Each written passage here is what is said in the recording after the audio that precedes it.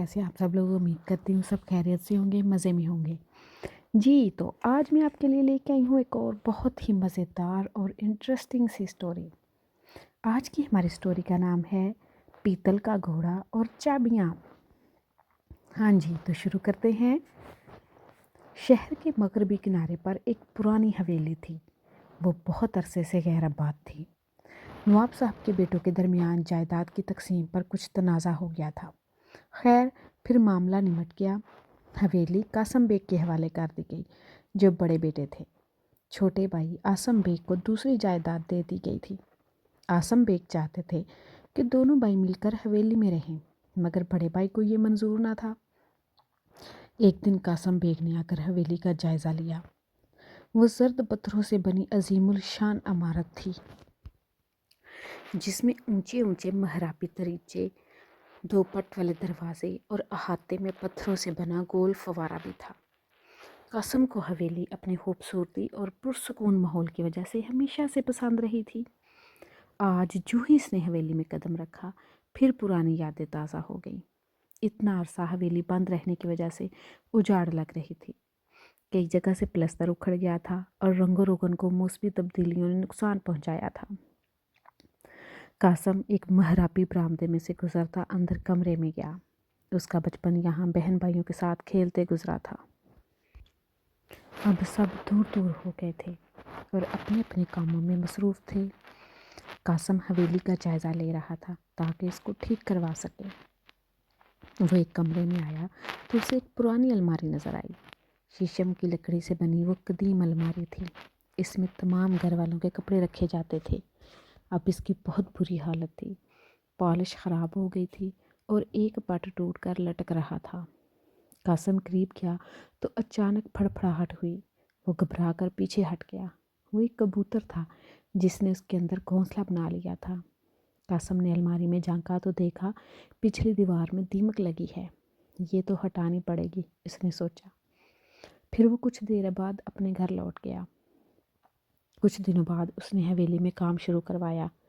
अपने दफ्तर से छुट्टियां ले ली ताकि अपनी निगरानी में काम करवा सके।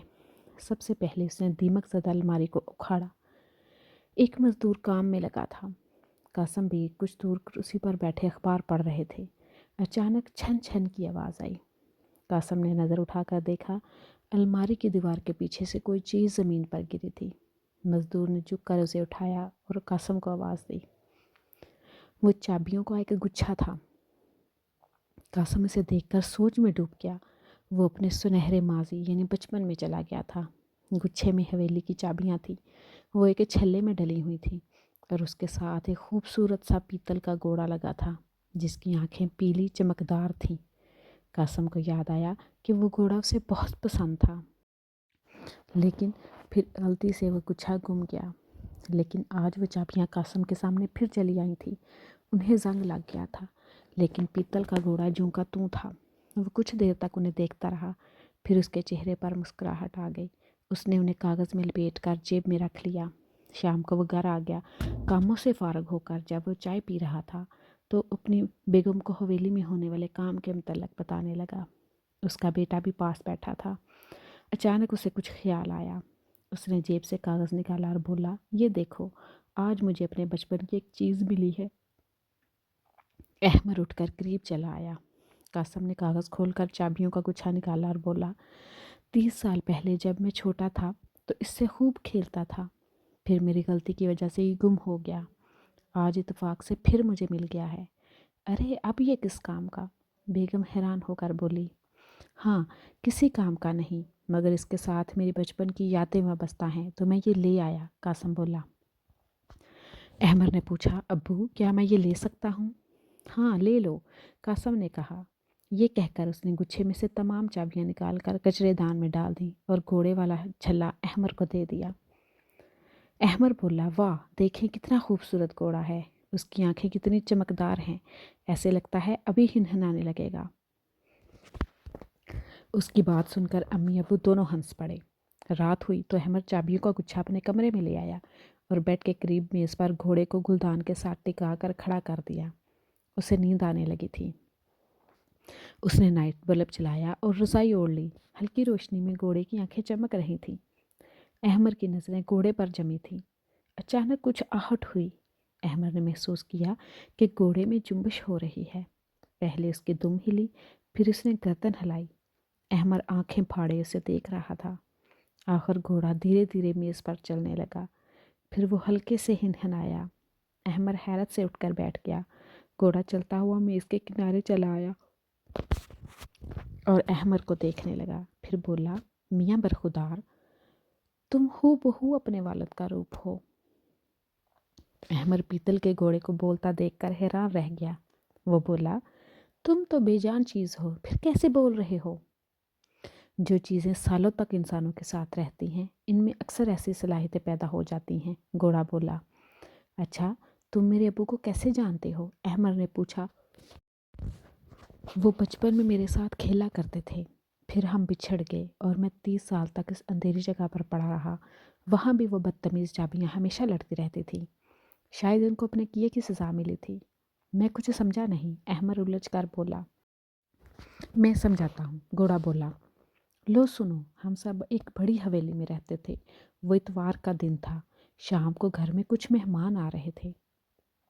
तुम्हारी दादी, जिन्हें सब बड़ी मालकिन कहते थे, इंतज़ाम में मसरूफ़ थी।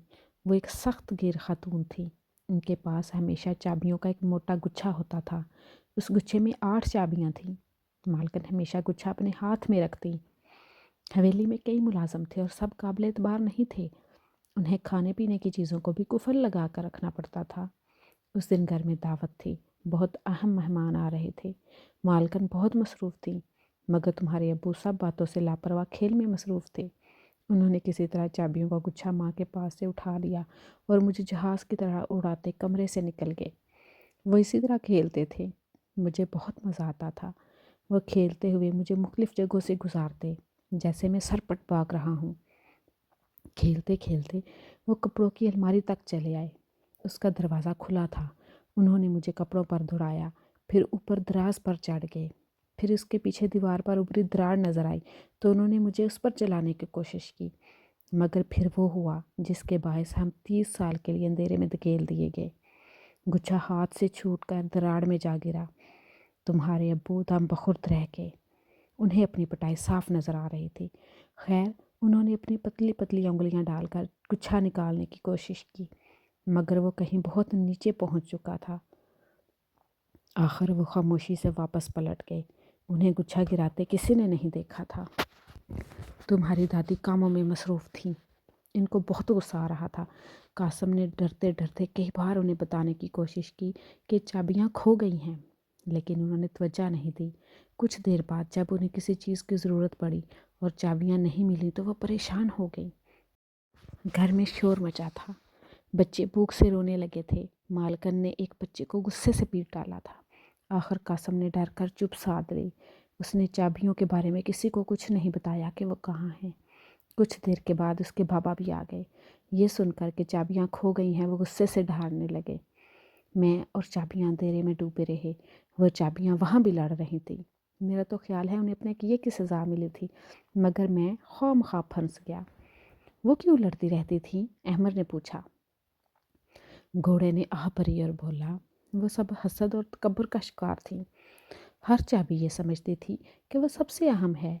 दरार में गिरने के बाद भी वो इस पर लड़ रही थी कि कौन ज़्यादा अहम है। नेमत खाने की चाबी बोली, आज हवेली में दावत है। तमाम अच्छे खाने नेमत खाने में रखे हैं। मालकिन सबसे ज़्यादा मेरी वजह से परेशान होंगी। नए कपड़ों और सोना गहने वाली अलमारी की चाबी ने कहा, नहीं, वो दावत के लिए तैयार कैसे होंगे? उनकी तमाम चीज़ें अलमारी में हैं। तिजोरी की चाबी बोली, सबसे ज़्यादा परेशानी मेरी वजह से होगी। तमाम रुपया पैसा तिजोरी में है। इसके बगैर वो कुछ नहीं कर सकते। वो अपनी बहस में उलझी थी और घर में डंडियाँ मची थी। बड़ी मालकिन तेज़ आवाज़ में चिल्ला रही थी। तमाम नौकर, बांदियाँ और बच्चे वगैरह चाबियाँ ढूंढने की कोशिश कर रहे थे। उन्होंने पूरा घर उलट पलट कर दिया था।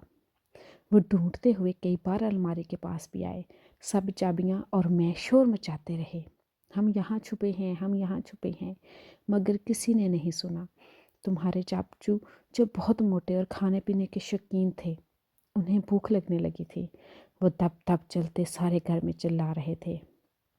پھر آخرکار کفل ساس کو بلایا گیا اور اس نے آدھے گھنٹے میں سب تالے کھول دیے، نئی چابیاں بھی بنا دی گئیں، پرانی چابیوں اور مجھے سب بھول گئے، بس تمہارے ابو کبھی کبھی خاموشی سے الماری کھولتے اور پچھلی دیوار پر انگلی سے دستک دیتے تھے۔ میں سمجھ جاتا تھا کہ وہ مجھے یاد کر رہے ہیں، مگر میں بے بس تھا۔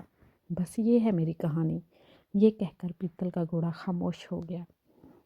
یہ تو بہت دلچسپ کہانی ہے، اس سے میری سمجھ میں یہ بھی آیا ہے کہ آپس میں حسد اور تکبر کرنے والے نقصان اٹھاتے ہیں۔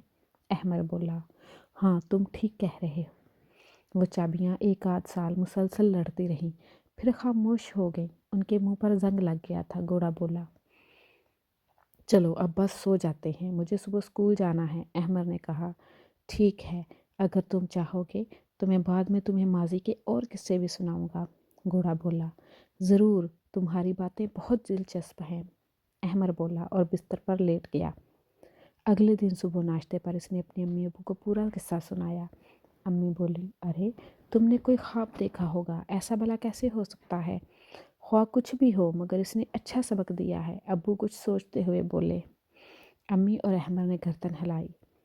رات کو جب ابو واپس آئے تو بہت اچھے موڈ میں تھے۔ انہوں نے بتایا کہ وہ آج اپنے چھوٹے بھائی کے پاس چلے گئے تھے۔ ہم نے تمام گلے شکوے بھلا دیے ہیں اور آئندہ ساتھ مل کر رہنے کا فیصلہ کیا ہے۔ اب میرا چھوٹا بھائی یہاں حویلی میں ہمارے ساتھ رہے گا۔ واہ، پھر تو بہت مزہ آئے گا، میں اپنے کزن کے ساتھ خوب کھیلوں گا، احمد نے نعرہ لگایا۔ امی اور ابو دونوں مسکرانے لگے۔ جی تو میرے فرینڈز، آپ کو آج کی سٹوری کیسی لگی؟ مجھے کمنٹ سیکشن میں ضرور بتائیے گا اور اپنی رائے کا اظہار ضرور کیجیے گا۔